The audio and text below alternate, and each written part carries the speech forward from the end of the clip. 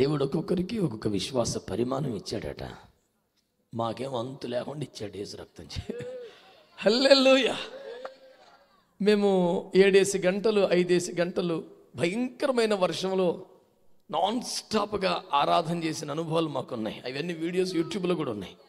ప్రచండమైన వర్షంలో ఆ sound system వాళ్ళు కూడా, వాయిద్యాలు కూడా అంతే అద్భుతంగా సహకరించారు. అలా పోతే పోయి ఇవన్నీ లెక్కలేదు అన్నట్టుగా. అంటే మేమేమీ పోవాలని నేను కోరుకోవట్లేదు. అంటే వాళ్ళు అట్లా ఉండారు. వాళ్ళు ఉండబట్టే కదా మేము చేసాం, లేకపోతే మేము చేయలేకపోదాం.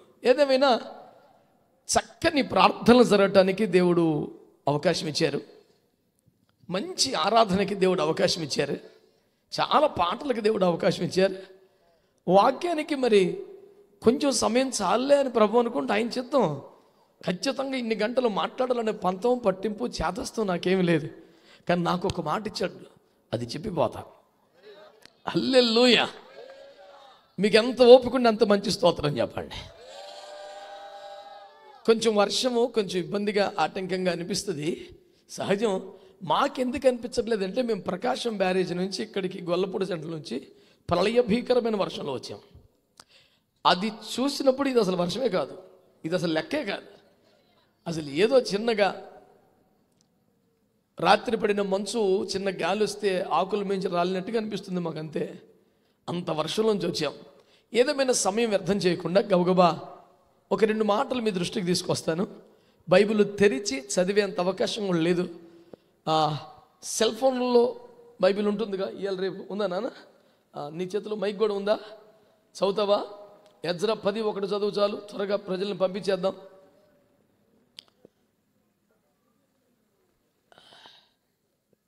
సాధారణంగా నిలబడి వాక్యం చెప్పేంత ఓపిక నాకు పోయి చాలా కాలమైంది, ఆరోగ్యం తగ్గింది. కానీ ఇలాంటప్పుడు ఒక 10 ఏనుగుల బలం వస్తుంది. అసలు యేసు రక్తమే జయ. Praise the lord. నాన్న ఈ మైక్ కూడా ఇస్తావా? Hallelujah. Praise the lord. Praise the lord. నేను ఎక్కువసేపు మాట్లాడను, ఫటాఫట్ 2 మాటలు చెప్పేసి. ఎజ్రా ఏడ్చుచు దేవుని మందిరం ఎదుట సాష్టాంగపడుచు పాపమును ఒప్పుకొని ప్రార్థన చేసెను. ఇశ్రాయేలులో పురుషులు స్త్రీలు చిన్నవారు మిక్కిలి గొప్ప సమూహముగా అతని యొద్దకు కూడి వచ్చి బహుగా ఏడవగా, ఏలాము కుమారులలో నొకడు యెహీయేలు కుమారుడైన షెకన్యా ఎజ్రాతో ఇట్లనెను. 13 చదువు. 13.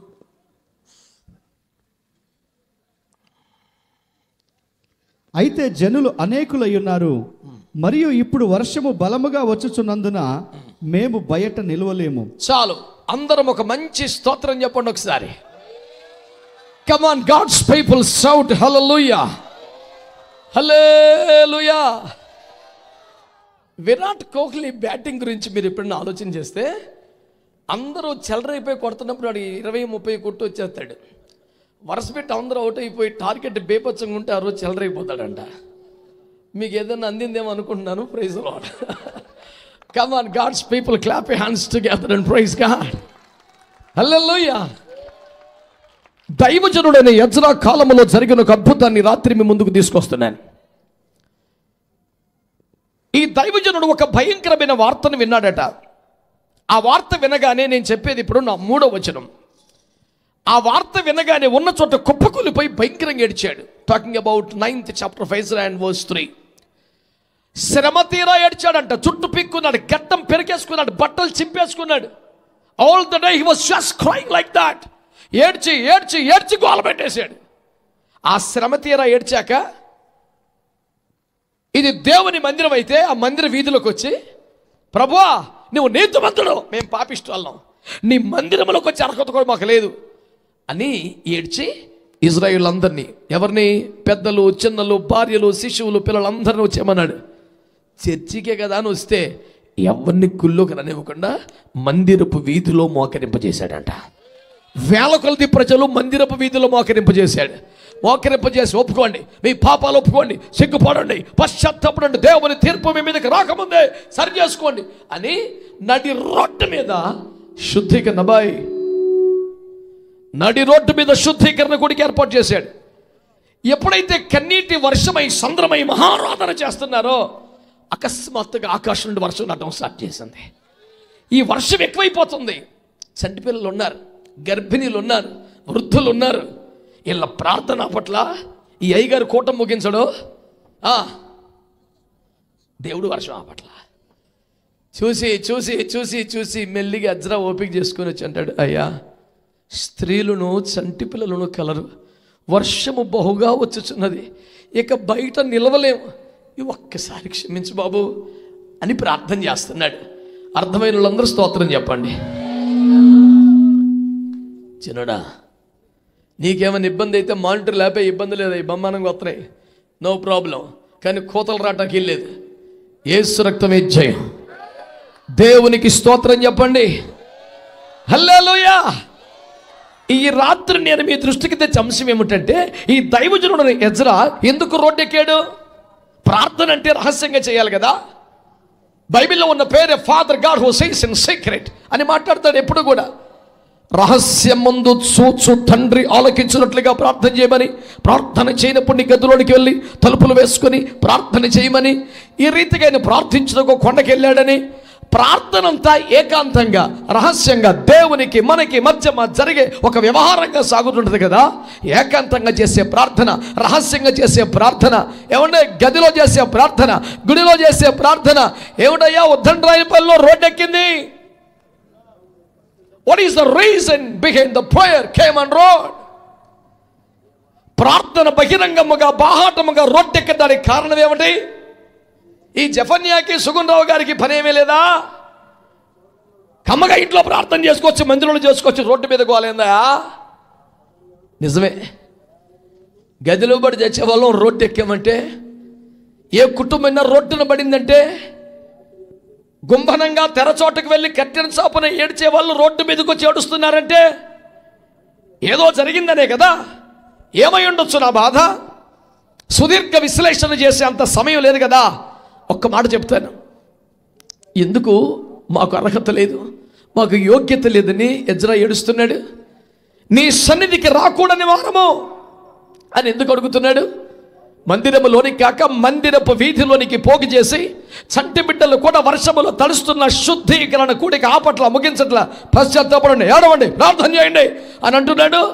ఏం జరిగింది ఇంతకీ? ఇది వినగానే కుప్పకూలిపోయినట్టు. ఏది విన్నట్ట? చదువునాను ఒకసారి. ఎజ్రా గ్రంథం మొత్తం సర్దేశావా? దేవునికి స్తోత్రం. ఎజ్రా గ్రంథము 9వ అధ్యాయం. జఫన్య సంగతి తెలుసు కదా, అయిపోయింది అంటాడు, అవదో. స్తోత్రం.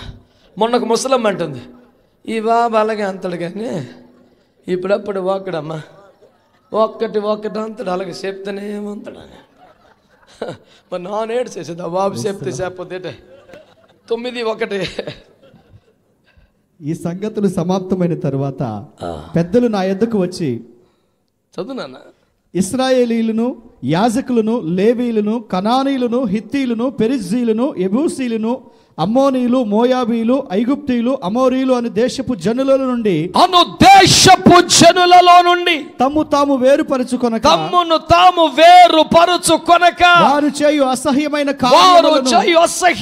కార్యములే తామే చేయుచు వీళ్ళు కూడా చేస్తున్నారట.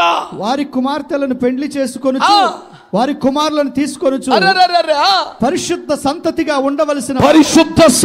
ఉండవలసిన వారు తాము ఆ దేశపు జనులతో కలిసిపోయారట.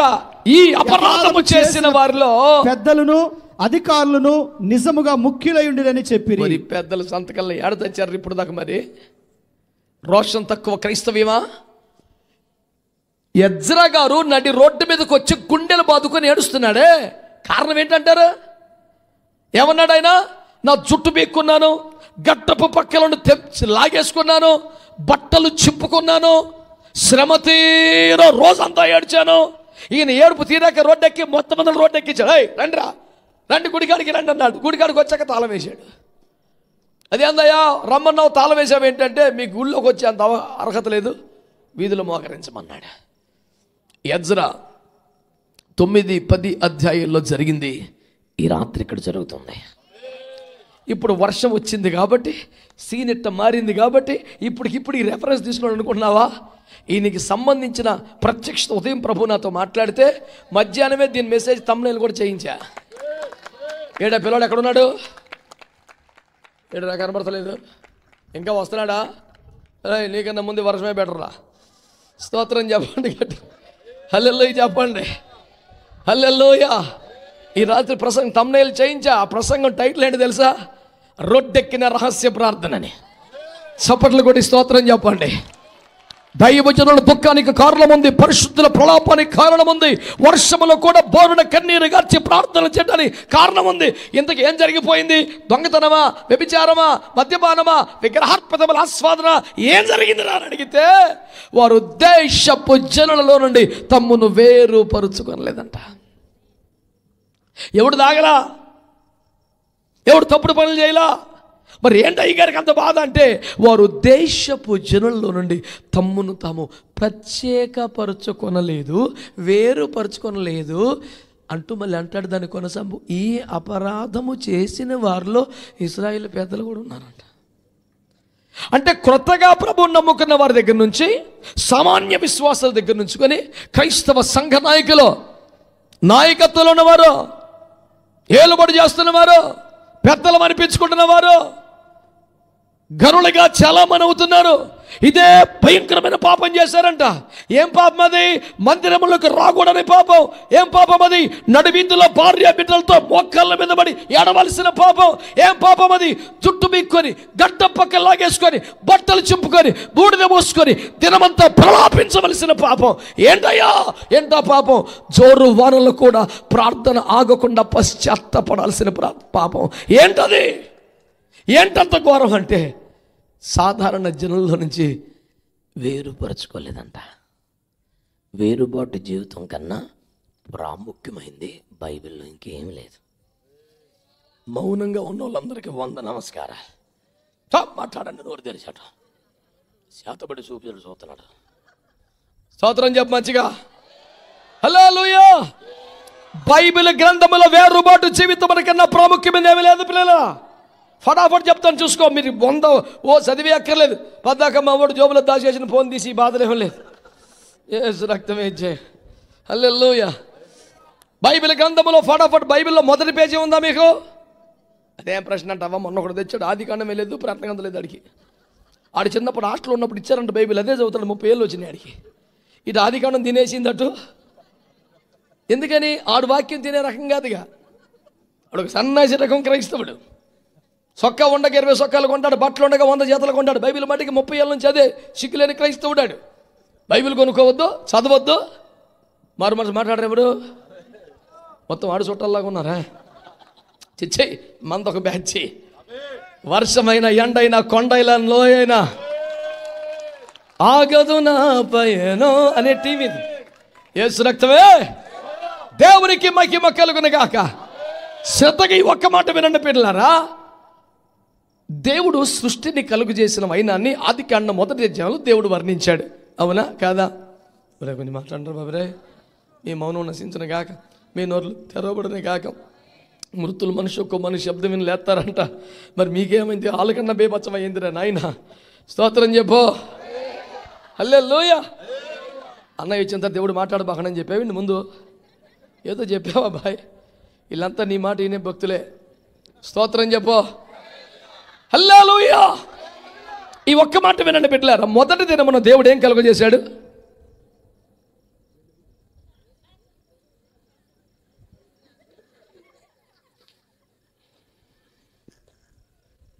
ఒక్క చినుక్కి మొలకెత్తిపోయే నాయశరకం గింజలను వచ్చినాయి ఇక్కడికి. రక్తం ఇచ్చే. హల్లెలూయా. మొదటి దినమున దేవుడు వెలుగును కలుగజేశాడు అనండి. వెలుగు కలుగజేయగా చేసిన మొదటి మాట ఏంటి తెలుసా? వెలుగు చీకటి వేరగునుగాక. ఆమేన్ చెప్పండి గట్టిగా. మునుపు చీకట్లో ఉన్నావు, మునుపు చీకటి అయి ఉన్నావు, ఇప్పుడు ఆశ్చర్యకరమైన దేవుని వెలుగులోకి వచ్చావు. దేవుని ఆత్మచేత వెలిగించబడ్డావు. సువార్త ప్రకాశం, దేవుని వాక్య జ్ఞానం అనే వెలుగు నిన్ను వెలిగించింది. నీవే లోకానికి వెలుగు ఉన్నావు. ఒక్కసారి వెలుగు అయ్యాక చీకటికి దూరం అయిపోతే, ప్రత్యేకం అయిపోతే అసలు ఆ వెలుగు వెలుగే కాదు. నీలో ఉన్న వెలుగు చీకటి అయితే ఆ చీకటి ఎంతో గొప్పదని మత్తయి 6:6లో చెప్పాడు. ఒక డాక్టర్ చేయడానికి సరిపడ దమ్మున్న ఫిలాసఫీ స్టేట్మెంట్ అది. స్తోత్రం చెప్పొచ్చు కదా. 200 పేజీలు రాయొచ్చు నాన్ స్టాప్గా. స్తోత్రం చెప్పండి. నీలో ఉన్న వెలుగు చీకటి అయితే ఆ చీకటి ఎంతో గొప్పది. రాయ్, ఏమో రాస్తావో. జస్ట్ యూట్యూబర్ దేవునికి స్తోత్రం చెప్పండి. హల్లెలూయా. అంటే మొదటి దినం సృష్టిలో పాఠం ఏంటి చెప్పండి? నువ్వు వెలిగించబడితే వేరైపోవాలి. రెండో దినం ఆయన జలములను మీది జలములుగా క్రింది జలములుగా వేరు చేశాడు.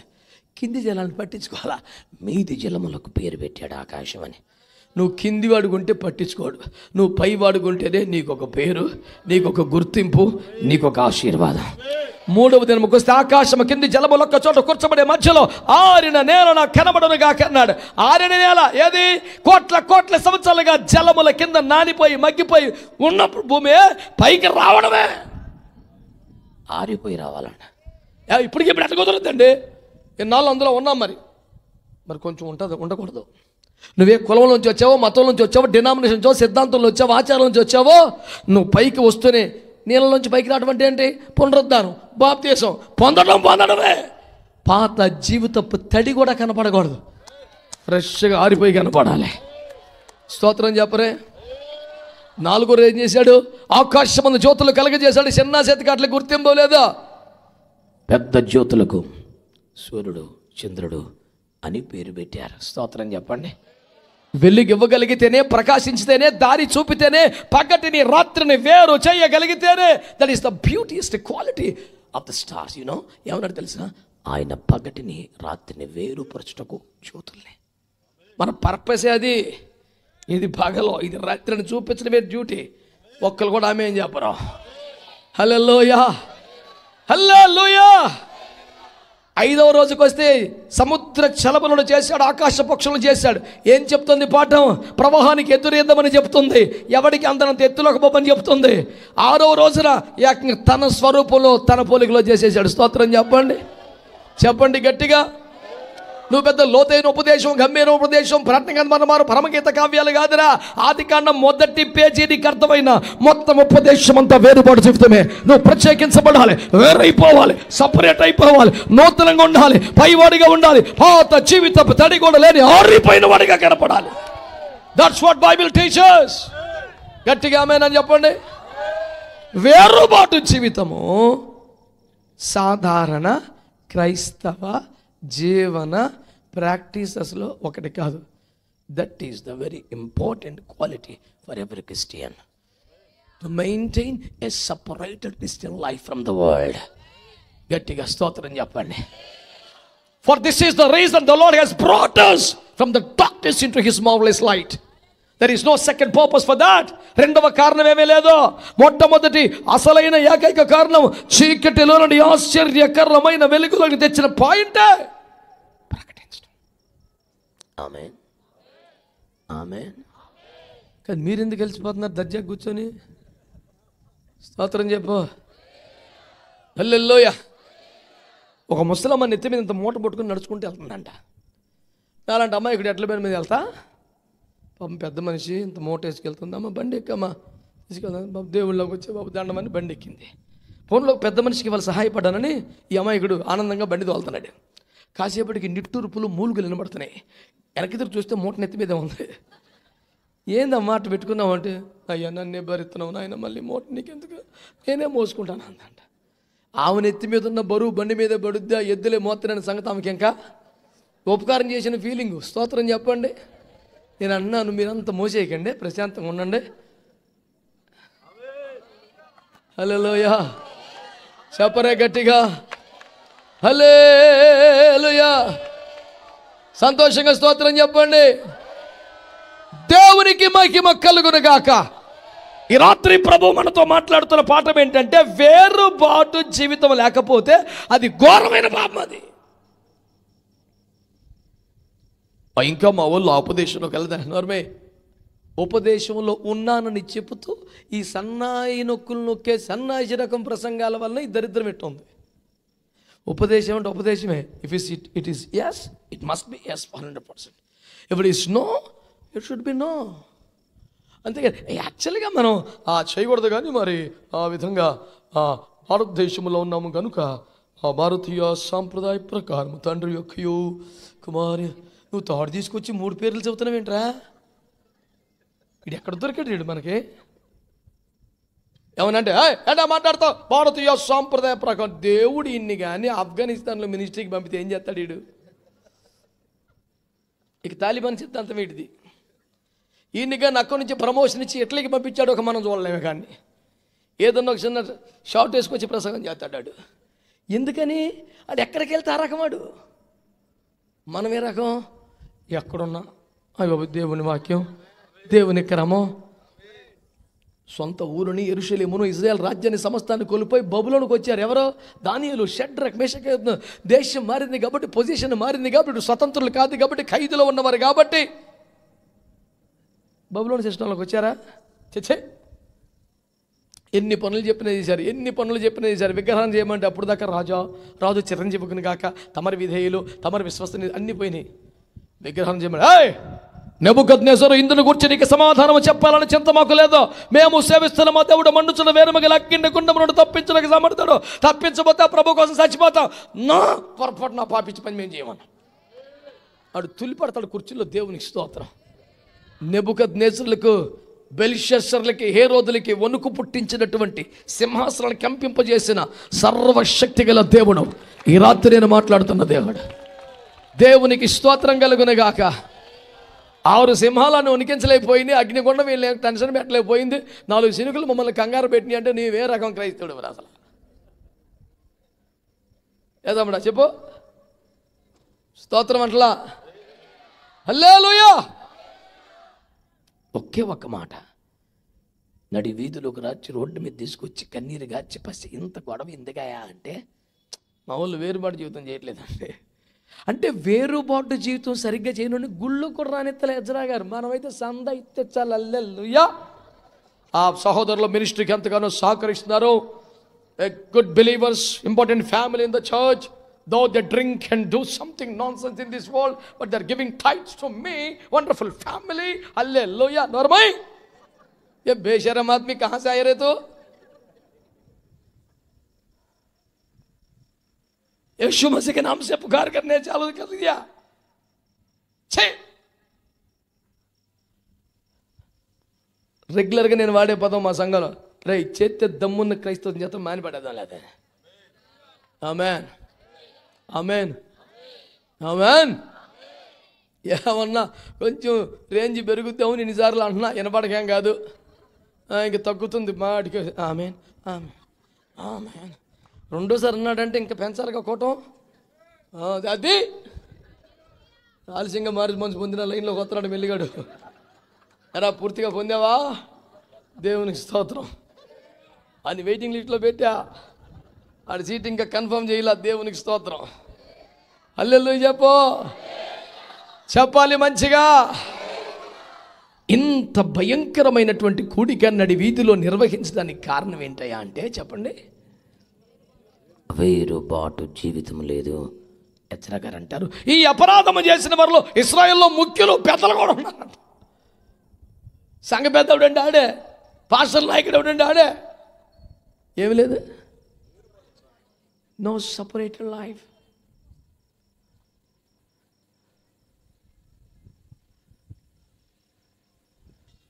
उसको पुलाव बनाने के कहा, वो खिचड़ी बन गया. दाल गिल सब कुछ उसमें डाल दिया. ఆడికి సపరేట్గా వండుతాం రాదు, అన్ని కలిపి కుక్కర్లో 3 కోతలు ఏం చేసినవో తెలుసు అడిగి. ఇప్పుడు లేటెస్ట్ యూట్యూబ్ తల్లులు అందరికి వందనాలమ్మా. అంతేగా అది ఆన్ చేసి ఆడ పెడతాం, మొత్తం వేసి కోత పెడితే 3 కోతలు ఎత్తే తీసి వాళ్ళ మొహాన్ని కొడితే ఆడు ఎట్ట తిన్నట్టు చేసి రోడ్డు పక్కన డ్రైనేజీ మీద పానీపూరి తిని బతుకుతున్నాడు ఆడు. ఆడిని మరిపించే వంట కొంపలో చేయలేకపోతే స్తోత్రం చెప్పరు. హల్లెలూయా చెప్పండి. హల్లెలూయా. నేను రచనా సరకల్పనేం కాదు, ఆల్రెడీ ఒకటి పాడాడు ఇది. ఎరా ఎందుకురా అమ్మ కమ్మగా చేస్తుంటే కొంపలో రోడ్డు మీద పడ్డామంట. మమ్మీ చూసి చేసేది అదేగా, ఇక ఆడి దగ్గర తింటే బెటర్ అని అడిపోయాను.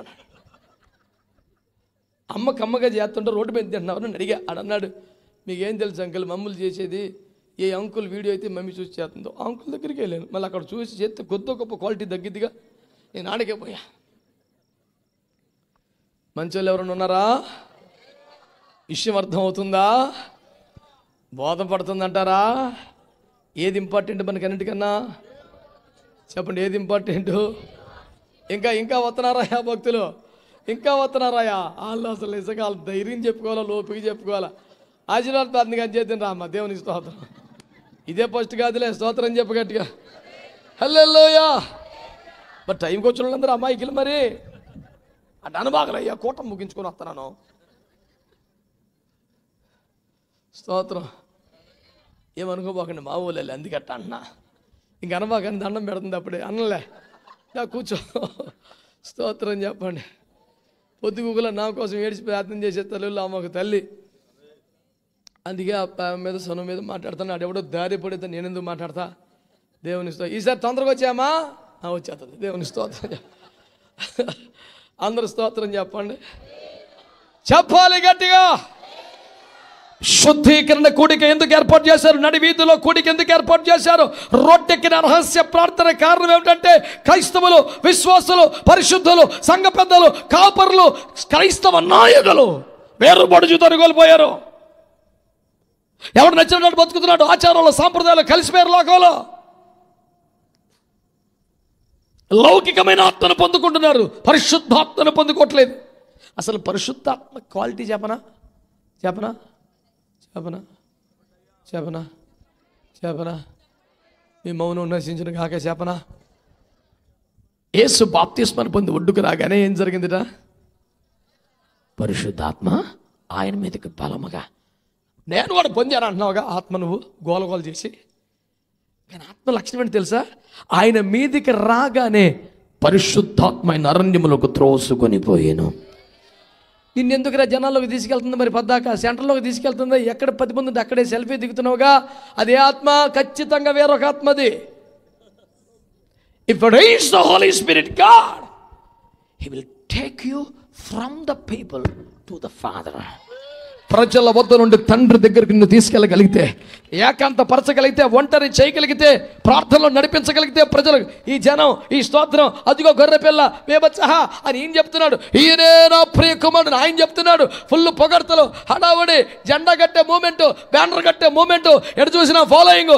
ఎలాంటి చోట వద్దు నాన్న, నువ్వు వెళ్ళిపో, పద నువ్వు ప్రార్థనలో కూర్చొని ఆయన్ని తోసుకెళ్ళిపోయాడంట. స్తోత్రం చెప్పరే. ఈయన మాటనే రకం కాదని కాదు తోసుకెళ్ళటం, ఈ మాటలు పడకూడదని, ఈ శోధన రాకూడదని, దావీదుని అడవులు పాలు చేసిన అమ్మలక్కల జైలు తగలకూడదని ఎవరు మాట్లాడరే? మనకేమో ఇంట్రెస్ట్ ఎంత లెక్కలేదంటే డబ్బులు ఇచ్చి చెప్పించుకొని అడిగి వచ్చింది దరిద్రం. మీకు ఇప్పుడు పరిచయం అయిందా? పుతం దయ్యం. నువ్వు ధన్యుడివి. పౌలు గారిని పుతం దయ్యం బూతులు చెప్పిందండి, చెడ్డమట్లు చెప్పిందా? దుర్మార్గుడు వస్తున్నాడు అందా? వీళ్ళు సర్వోన్నతుడైన దేవుని కుమారులు, వీళ్ళు మీకు రక్షణ స్వార్థ. ఇంత ఒక్క అబద్ధం, ఒక్క తప్పు చెప్పింది అసలు పర్ఫెక్ట్గా, ఎగ్జాక్ట్గా, సూపర్గా ఇంట్రడక్షన్ ఇస్తే అప్పుడు పౌలు గారు ఏమన్నాడు? Thank you, very nice of you అని అలాగా ఇస్తానా అందరిని ఎల్లగొట్టాడు. మంచి మాటలు చెప్పిందిగా. ఇప్పుడు మన వాళ్ళు ఎల్లగొడతాం కాదు, ముందు 5,000 ఇచ్చి అన్ని నుంచో పెడుతున్నారు. గొప్ప దైవజనులు మరి అంతర్జాతీయముగా ఎడిట్ అవుతాడు. గుండెలు తెగిపోతాయి, సొక్కా సాలు తీయడం దరిద్రం పాడుగాను. ఆడు కూటమి అయిపోయిన తర్వాత థ్యాంక్స్ బ్రదర్, మీరు చాలా బాగా మాట్లాడారు. సరే సందా ఆడు ఊరక మాట అలా కవర్, ఆడికి ఎత్తితేనే ఈయన కవర్ చేస్తాడు. ఈ కవర్ కూటమి నాశనంగాను. కల్వరి ఒక్కటి చాలు, నో కవరింగ్, ఏసు రక్తమే. మా సహవాస కూటంలో కొన్ని 100 మంది దైవజనుల ఆత్మీయ నాయకత్వాలు ఉంటారు. దశంభాగాలు పట్టుకుని వస్తారు. అప్పుడప్పుడు కూటమి పెట్టినప్పుడు నేను వాళ్ళకి చెప్పే ఉపదేశం ఒకటే, కవర్ కెనాట్ కవర్ ఎవ్రీథింగ్. పిచ్చి పనులు చేయబాకు. నువ్వు సహవాసంలో లేకుండా, క్రమంలో లేకుండా అడ్డగోలిసి కవర్ పట్టుకోవచ్చు. లైన్లో నుంచి పా ఎరకబా, ఎవడు పెద్దోడు వెళ్తే మాకు లెక్కేం కాదు. Only Calvary can cover everything, not your cover. ఎలా వెనకాలకొచ్చా? స్తోత్రం చెప్పండి. ఆడికి కవర్ ఇచ్చేసి చేయి చెప్తాడు బల్లకి. ఆడు అసలు ప్రార్థనలో కూర్చోడు, ఉపవాసం ఉండడు, అందరితో రాసుకొని పూసుకొని తిరుగుతాడు, ఆడవాడో తిరుగుతాడు. ఆడికొచ్చి అన్నా అన్నా వెనకాల एकदम शैतान का बेटा बन गया हो तो सामने उठने में आकर पास्टर जी कुछ दिया ना, गेट आउट. ఎక్కడికి వెళ్ళిపోమన్నావు? మందిరపు వీధిలోకి వెళ్ళి మోకాళ్ళ మీద పడి ప్రార్థన చేసి శుద్ధీకరణ చేసుకో, అప్పుడు కనపడి మాట్లాడతాం. స్తోత్రం. మనం రోడ్డుని బడి ఏడవాలంటే మనకి ఏదన్నా కొంపలు ఎవడన్నా చావాలా, ఏదన్నా మొత్తం అత్యంత దేవుడు పట్టుకుపోవాలి. అలాంటి తిప్పలు వస్తే తప్ప నా ప్రభువా, నా దేవా, తోమ గుర్తొచ్చేస్తాడు. అప్పుడు ఆ డైలాగులోకి యేసు ప్రభు కూడా వరాలేం ఎవడో చూసి నమ్మావు చూడక నమ్మిన వారు ధన్యులు అని చెప్పి వెళ్ళిపోయాడు అంతే. ఏమి ఇవ్వలే బాబు మూట. స్తోత్రం చెప్పండి. అర్ధాంతరం భక్తి చేయబాకండి, క్వాలిటీ భక్తి చేయండి. స్తోత్రం చెప్పండి. హల్లెలూయా. ఎందుకు రోడ్డు ఎక్కారో? శుద్ధీకరణ కోసం. చెప్పండి గట్టిగా. రహస్యముగా జరగాల్సిన ప్రార్థన రోడ్డెక్కిన కారణం ఏంటంటే క్రైస్తవులలో, విశ్వాసులలో, సేవకులలో, సంఘ పెద్దలలో వేరుబాటు జీవితం లేకుండా సామాన్య జనులతో కలిసిపోయినటువంటి కారణంగా రోడ్డు మీదకి వచ్చి పశ్చాత్తపడి కన్నీరు కార్చాల్సిన బహిరంగ IFJ ప్రార్థన ఏర్పాటు చేయాల్సి వచ్చింది. దేవునికి స్తోత్రం చెప్పండి గట్టిగా. ఇది ఇంకెవరి కోసమో కాదో, క్రైస్తవులే, పాస్టర్లే, విశ్వాసులే వేరుబాటు జీవితం లేకుండా సామాన్యంగా అందరితో కలిసిపోయి నలుగురితో నారాయణ, కులంతో గోవింద్ అన్నట్టుగా చట్టాపట్టాలు వేసుకొని సాగిపోతున్నారు కనుక వాళ్ళకి నిజమైన మారు మనసు రావాలని ఏర్పాటు చేసిన ప్రార్థన కూడిక. ఆమేన్. హల్లెలూయా. ఇంకొక కారణం, దేవుడు అవకాశం ఇచ్చాడుగా. నేను అనుకుంటానేమన్నా నువ్వు ఆయన వర్షం తగ్గితే నేనేం చేయను. హల్లెలూయా. దేవుడు అవకాశం ఇవ్వకపోతే ఒకటన్నా చెప్దాం. అవకాశం ఇచ్చాడుగా, ఒకటి ఎందుకు చెప్తా, ఖచ్చితంగా ఇంకోటి చెప్తా. ఎస్తేరు 4:1 ఈ ఒకటే ఇప్పటి వరకు ఉన్న ప్రత్యక్షతను బట్టి. అయ్యా దేవునికి స్తోత్రం. ప్రభు నిన్ను కాపాడు కాక. మైకులో చదువు, నువ్వు వెనకబడిపోతున్నావు. జరిగినదంతయు తెలియగానే మొర్దుకై తన బట్టలు చింపుకొని. మొర్దుకై అని ఉందా అక్కడ? మొర్దుకై. అది అందరూ మీ ఏరియా వాళ్ళు అందరు పేర్లు మారుతున్నారు, నేను ఒప్పుకోను. చెప్పండి. జరిగినదంతయు తెలియగానే చెప్పానంటే నిన్న ఒక కోటలో జపాన్ శాస్త్రాన్ని పిలుతున్నాను నన్ను. నేను 100% భారతీయుని రా. జపాన్ వాడిని ఎట్టబెట్టేవారు నన్ను. దైవజన్లో జపాన్ శాస్త్రి గారు, జపాన్ శాస్త్రి ఎవడాడు? పేర్లు మార్చిపోకుండా, అది దండం పెడతా. రోడ్డు పచ్చడి వేసి కమ్మని పెరిగేసి పేర్లు మారుతున్నారు మీరు. అటు చేయబాకండి. చెప్పునా. జరిగినదంతే తెలియగానే మొర్దెకై తన బట్టలు చింపుకొని గోనె పట్టలు వేసుకొని బూడిద పోసుకొని పట్టణం మధ్యకు బయలు వెళ్లి శోకముతో రోదనము చేసి. ఒకసారి చెప్పండి, ఈ ఏడు చెవుడు ఎక్కడ ఏడవాలా? హలో, ఏడు చెవుడు ఎక్కడ ఏడవాలా కదా? కానీ ఈ సమాచారము వినగానే, ఈ వార్త వినగానే ఏం చేశాడట? బట్టలు చింపుకొని బూడిద పోసుకొని పట్టణము మధ్యలోకి వచ్చి రాజవీధులకు వచ్చి మహారోదన చేస్తున్నాడు. ప్రార్థనాపరుడా, రోషము కలిగిన వాడా, ప్రయాసపడేవాడా, హామాన్ని ఏడిపించాడు. కానీ ఈ మనిషి ఎప్పుడు ఏడవలేదు. అట్టంటూ రోడ్డు మీదకి వచ్చి భయంకరంగా ఏడుస్తున్నాడు. ఏమిటబ్బా, రోషము గల దైవజనుడు నీకు పేరు, అంతఃపురానికి సరిపడా పరిశుద్ధుడివి, బెన్యామీను నీకు పేరు, అనాథ బిడ్డను మహారాణిగా మార్చిన కెపాసిటీ ఉన్న సేవకుడివి, నువ్వే అనవటమేంటాయా ఆయన అంటాడు. ఏం చేయమంటారు? రాజ్య ధర్మమును పాటించవలసిన ఏలిన వారే 127 సంస్థానంలో చెదరని ప్రతి వారిని ఒక్క దెబ్బతో చంపేసేలాగా ఒక మరణ చట్టాన్ని, కుట్ర చట్టాన్ని, దుర్మార్గ చట్టాన్ని చేశారు. ఇంతకన్నా ఏం చేయగలం? ఏడుస్తున్నాడు. క్రైస్తవుల్లోనే, సంఘ పెద్దల్లోనే, పాస్టర్లలోనే శుద్ధీకరణ లేదని రహస్య ప్రార్థన రోడ్డెక్కాల్సి వచ్చింది. 2, తండ్రి స్థానములో రాజ్య ధర్మమును నిర్వహించవలసిన ఏలిన వారే, పాలకులే 127 సంస్థానములో చెదరి ఉన్న ఒక జాతిని టార్గెట్ చేసి ఒక్క దినమంది అందరూ చనిపోయేలాగా ఒక కుట్ర చట్టం, దుర్మార్గ చట్టాన్ని అమలు చేస్తుంటే చట్టములను మార్చగల దేవుడు ఆకాశమందునడనే సత్యమును గమనించిన వారై అన్న పానములు వాని రాజవస్త్రమును తొలగించి బూడిద పోసుకొని బట్టలు చింపుకొని పట్టణ మధ్యలోకి వచ్చి ఏడ్చు గోలబెట్టి ప్రార్థన చేస్తున్న కారణం కుట్ర చట్టములు మార్చబడాలని, మరణ శాస్త్రము రద్దవ్వాలని. దాన్ని కుట్ర చట్టం అని ఎందుకంటున్నాను తెలుసా? అలాంటి దుర్మార్గపు ఆలోచన ఏలిన వారికి పాలకొలుక లేదు. ఎవడో ఉంటాడో ఒకడు సైతానుడు.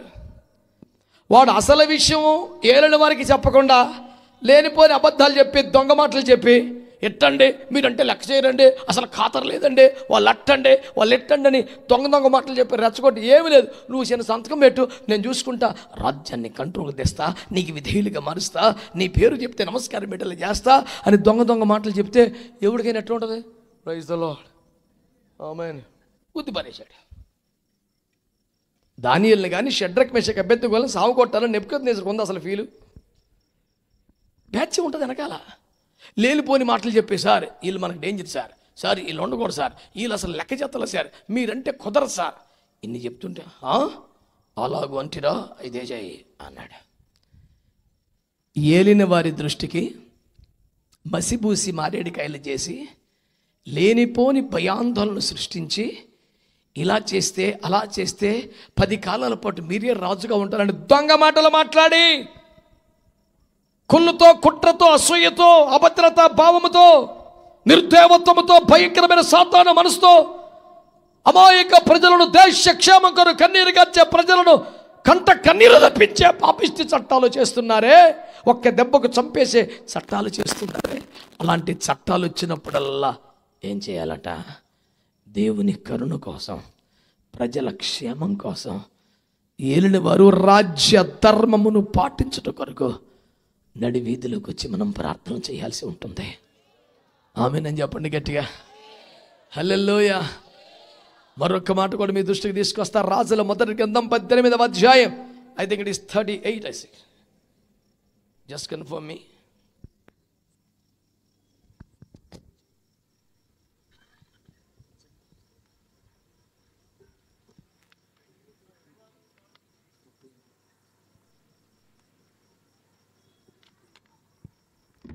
అతడు ఎలాగూ ప్రార్థన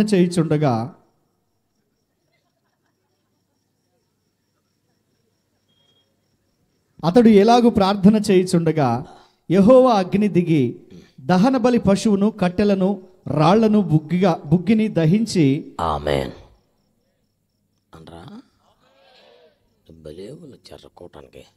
ఆమేన్. హల్లెలూయా. ఈయన కెరీతు ఒక దగ్గర ప్రార్థన చేసుకున్నాడు సార్, ఎవరికి తెలియదండి. సారేపతు మిద్దు మీద ప్రార్థన చేశాడు, ఎవడు వినలేదు సార్. కర్మేలు కొండల్లో మొర్ర పెట్టాడు, ఎవరికి తెలియదు. కానీ ఒకటి నాన్న డైరెక్ట్గా రాజుగారికి లెటర్ పెట్టాడు, సార్ ఈ దేశంలో ఎంతమంది బయలుదేవత ప్రవక్తలు ఉన్నారు, మొత్తం మందిని మా చర్చి క్యాంపస్కి తీసుకొచ్చే అన్నాడు. రాజుగారుగా బయలు ప్రవక్తలందరినీ తెచ్చాడు. 450 మంది, 450 బలిపీఠాలు కట్టి కూర్చున్నారు. ఆపోజిట్గా ఒకే ఒకడు 1:450 యేసు రక్తమే జయం కూర్చున్నాడు. వాళ్ళందరూ పద్మేంటి, ఇప్పుడు ఎవరు ప్రార్థన చేస్తే ఆకాశము నుండి అగ్ని వస్తుందో వారి దేవుడే నిజమైన దేవుడని. 450 మంది బయలు ప్రవక్తలు తిప్పలపడ్డారు, శరీరాన్ని కోసుకున్నారు, నానా తిప్పలపడ్డారు, బలి అర్పణలు చేశారు, గాజు మొక్కలు తెచ్చారు, వాళ్ళంతా చేరుకున్నారు, రక్తం ఏం చేసుకున్నారు కానీ అగ్గి రాలేదు. ఆఖరి వంతు మనం ఇప్పుడు లాస్ట్ కదండి, మరి దేవునికి స్తోత్రం. ఆఖరి ఛాన్స్ ఇచ్చారండి. లాస్ట్ ఛాన్స్ ఇవ్వగానే ఎప్పుడు కెరీతు వాగులో, సారేపతు మిద్దె మీద, కర్మేలు కొండ మీద ఒంటరిగా ఏడ్చే పెద్ద మనిషి, కొన్ని వేల మంది ప్రజలు, రాజుగారు సహా ప్రవక్తలందరూ చూస్తుండగా బలిపీఠం దగ్గర మోకరేసి, యెహోవా నీవే దేవుడు అనియు. ఆమేనండి. యెహోవా నీవే దేవుడు అనియు, నీ సెలవు చేతన నేను ఇవన్నీ చేస్తున్నాననియు ఈ ప్రజలందరూ తెలుసుకున్నట్లుగా నా ప్రార్థనకు జవాబువా అన్నాడంతే. ఆకాశం తెరవబడి పెలమని అగ్గిచ్చేసింది. స్తోత్రం చెప్పండి. హల్లెలూయా. ఎప్పుడైతే అగ్ని దిగి వచ్చిందో స్తోత్రం చెప్పండి. అగ్ని ప్రచండంగా వచ్చి భగభగ అన్నింటినీ దహించి వేయించుండగా ఏలియా మైకందుకని ఏమంటివి అన్నాడా ఇప్పుడే ముందువు హాయ్ అన్నాడా? ఏమనలా. స్తోత్రం చెప్పండి. స్తోత్రం చెప్పండి. అగ్ని దిగి వచ్చి ఏం చేసిందంట? పశువును దహించింది.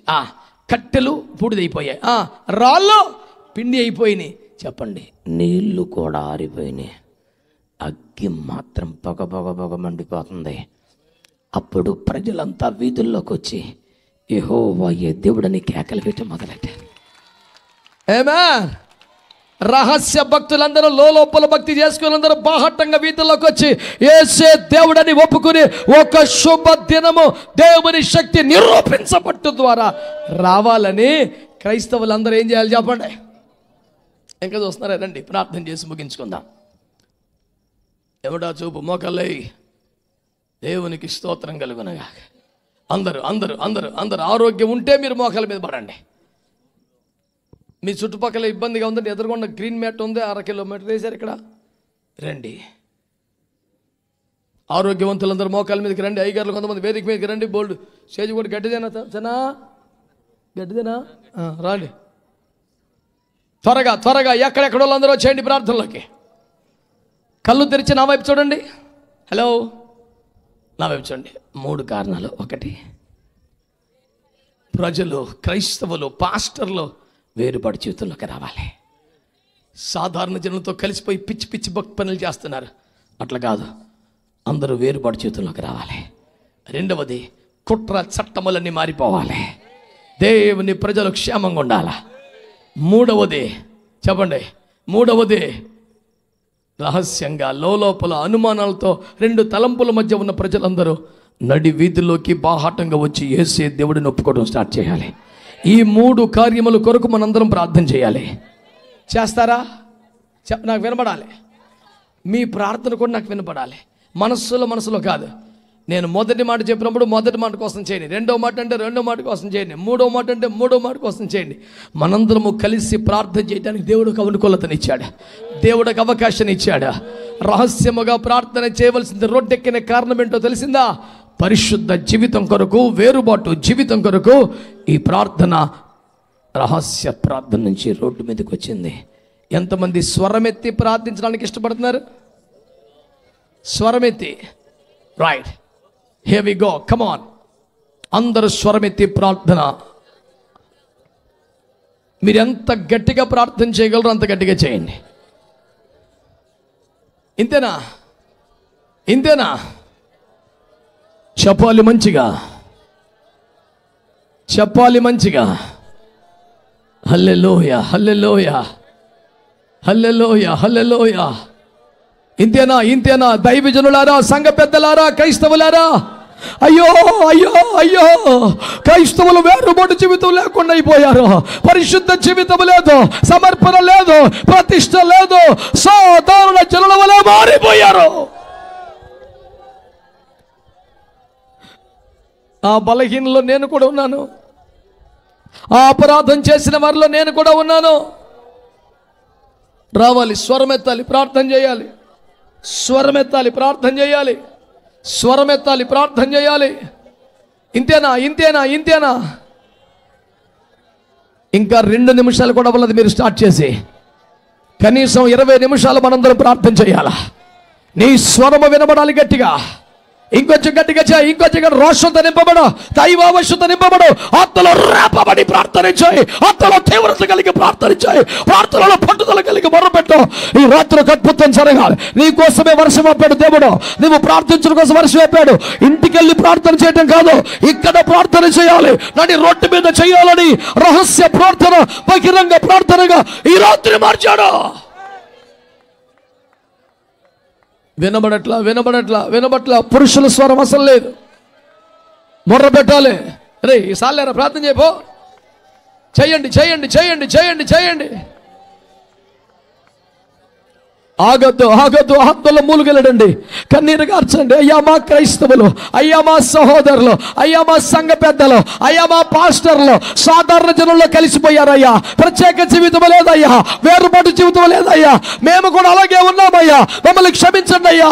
ఒక ప్రతిష్టలోకి రప్పించండి, ఒక సమర్పణలోకి రప్పించండి, ఒక వేరుబాటు జీవితాన్ని ఇవ్వండి, ఒక రాష్ట్రం ఈ విషయంలో పుట్టించండి. ఆత్మలో తీవ్రత గలవారిగా మార్చేయండి. మొర్ర పెట్టాలి గట్టిగా.